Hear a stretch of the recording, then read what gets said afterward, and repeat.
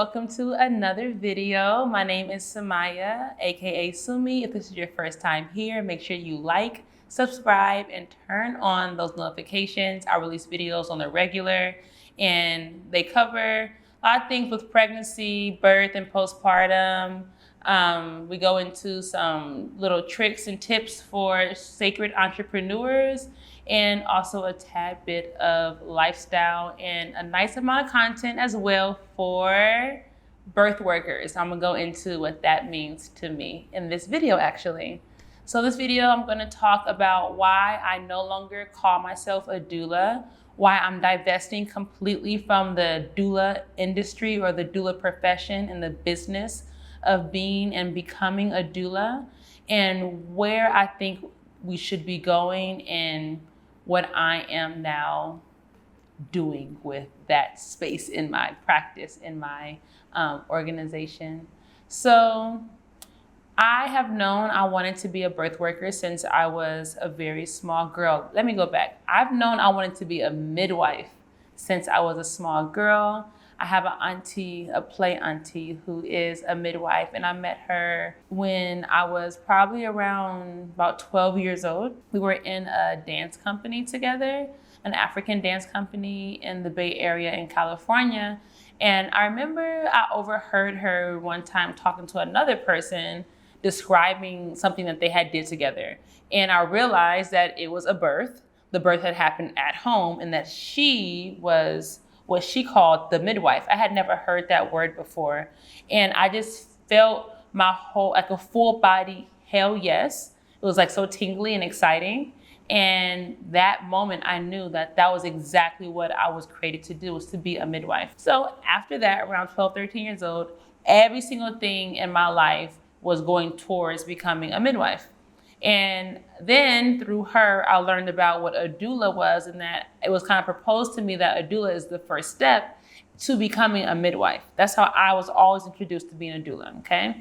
I went to a wonderful doula conference, and I met a bunch of midwives, a bunch of doulas. It was a midwives conference, sorry. A lot of midwives, a lot of doulas, birth workers were there, lactation consultants, policy makers, organizers, the whole 9 yards, right? Doctors, nurses.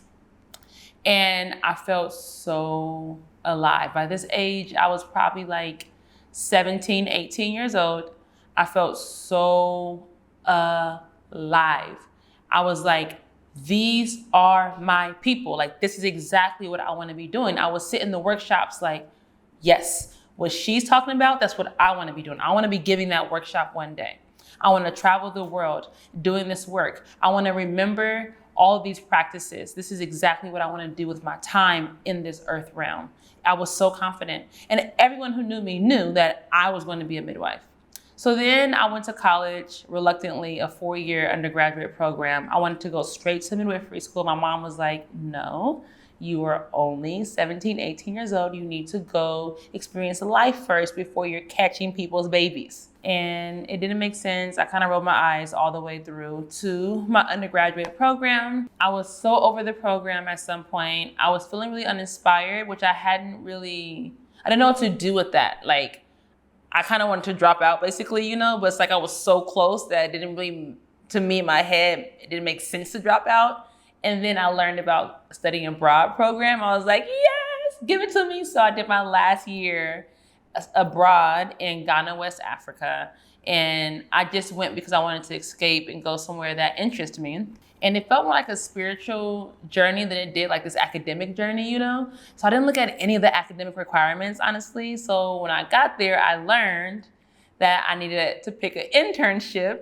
And I was like, oh, okay. At the time, I had been a nanny and a preschool teacher, for some years, but I didn't want to do that. And I love children, mind you, like I love babies. So like, give me a juicy baby and you would never see your child. Like I would just hold them like it's always a yes, right?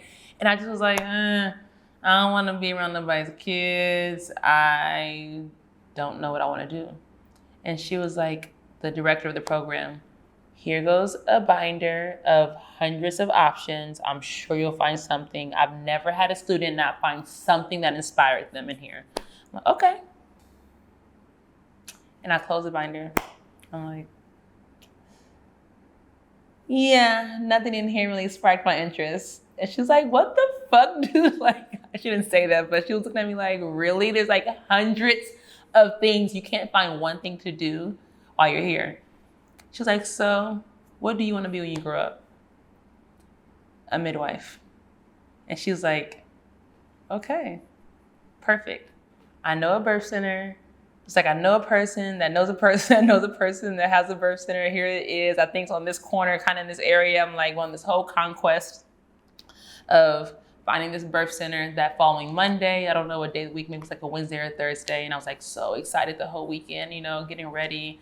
At the time I had like these long locks or like turquoise and like purple and seashells and all this, you know, half my hair shaved, all these piercings and stuff.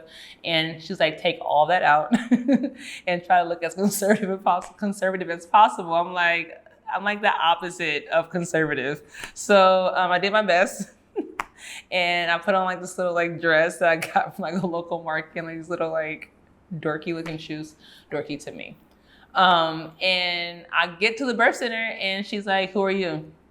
Very rude. I'm like, I thought that you knew I was coming. And she's like, no, who are you? And she didn't even look up at me. She was like writing down, like charting maybe, I don't know, writing down notes or some type of paper, like a folder of some sort.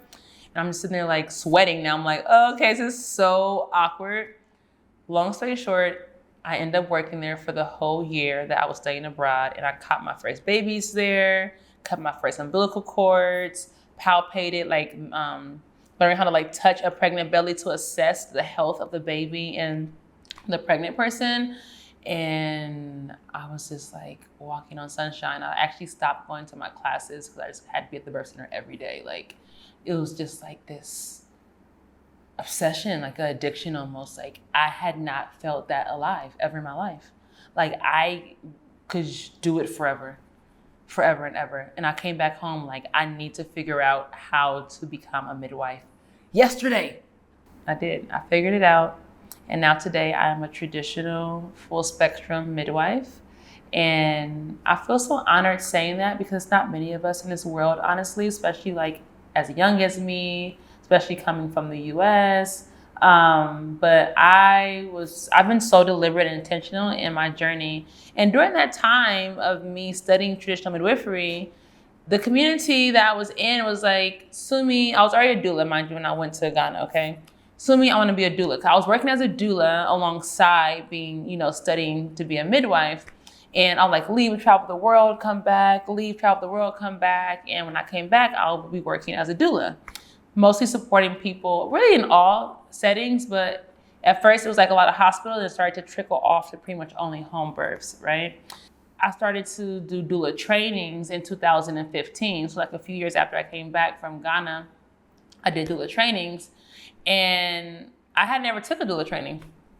I didn't know what to do. People were asking me to do this thing. So like, you are so awesome at this. I want to be awesome like you. I'm like, okay. So my approach has always been and still is, if this was my best friend, like Sumi, give me all the details of how to be a doula, what would I say to her? Keeping it casual, keeping it from the heart, keeping it authentic, keeping it real, being very transparent was always my approach. Like, hey, so I don't have any formal like academic training in this. That's not my approach, but I want to give it to you. Years later, I'm realizing how doulas are a part of the problem. And I say this because doulas, the fact that we need a doula is a problem because we shouldn't need someone to prepare us to walk into a space that's supposed to be holding us and giving us care during one of the most vulnerable times of our life. So what happens now is that you have this profession called a doula, and the doula really is just holding people's hand while they get raped, experience obstetric violence, obstetric rape, being violated, walking away traumatized. People are literally walking away so traumatized during a time when they should be so empowered and feel so held and loved. It doesn't matter if an emergency happens or there's like a medical intervention that's needed. You can do that with grace and love. You can do it in a way that empowers people and they feel like they know exactly what's happening to their bodies. They know why this is happening to their baby. Instead, they're like, I don't really know what happened. At some point I had to just like, block it all out. Does that sound familiar? Like when people are being violated sexually. Once I realized that you took all my control, I had to just kind of like just lay there and just like allow it to happen, let it just get over with. That is what's happening to people, and doulas are witnessing this, and doulas are experiencing vicarious trauma.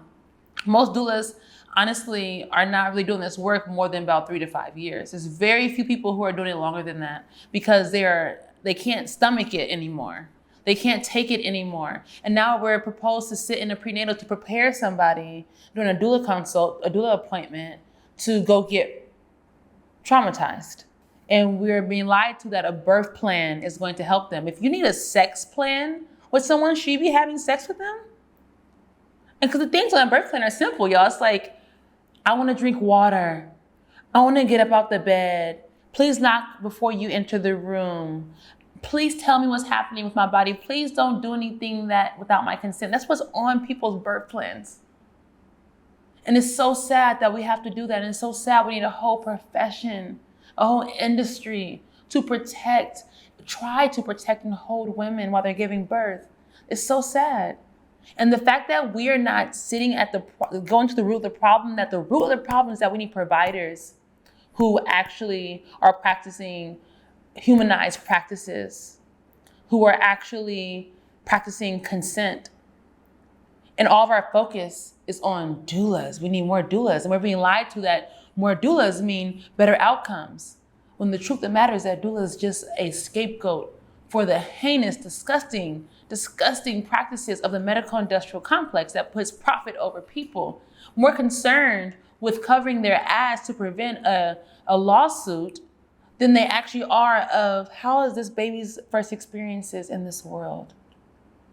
How does this person feel during their labor? Do they feel heard? Do they feel respected? Do they feel loved? Do they feel seen? And all of our energy and all of our funds, the government right now in the US is putting away millions of dollars towards all these policies that are not eradicating the issue. It's just more Band-Aids on top of more Band-Aids on top of more Band-Aids. All these programs to have free doulas in, impoverished and low-income neighborhoods. So for that reason, I'm divesting from doulas. I no longer offer doula trainings. I am not a doula. I'm a traditional birth worker, and I'm offering space for people who also want to really step into their calling of being a traditional birth worker, who are committed to divesting from the system, who's committed to creating safe spaces outside of that system, who's breaking up with the Stockholm-like syndrome of feeling compelled to have to be in that system, who understand the truth that midwives out of hospital birth has way better outcomes than in-hospital birth. So why are we not going there more? Ask any doctor about their outcomes, about, their track record, then ask a midwife. It's not even comparable. And I'm putting my energy where the numbers don't lie, where for millennia we've been doing this and it works. It works, but it doesn't make you rich. So for people who are interested in learning that, that's what I offer now. A traditional birth worker virtual apprenticeship. 6 months deep dive to really reflect on yourself and go deep into what you need to unpack and let go of in order to be present. And then we come together in person. For those that resonate, thank you for being here and listening to this video. And if you don't get it, that's also okay. Until next time, peace.